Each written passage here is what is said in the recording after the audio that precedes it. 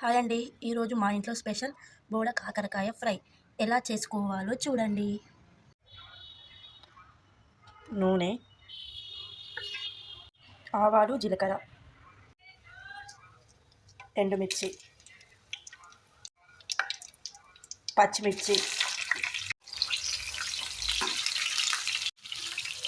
ఉల్లిపాయలు,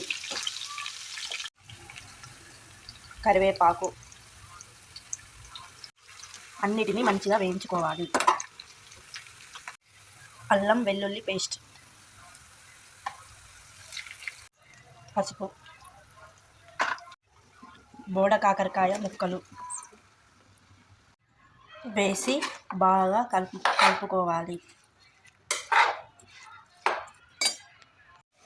ఇలా ఫ్రై చేసుకున్నాక దీనిలో సరిపడా ఉప్పు,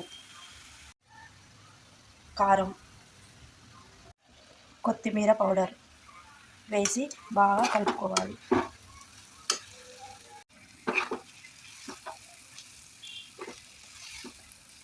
ఒక చిన్న సైజ్ టమాటా ముక్కలు, లాస్ట్లో కొత్తిమీర.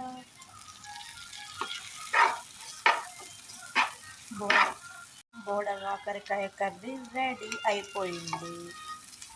చిక్క తల్లి ఛానల్ని లైక్ చేయండి, షేర్ చేయండి, సబ్స్క్రైబ్ చేయండి.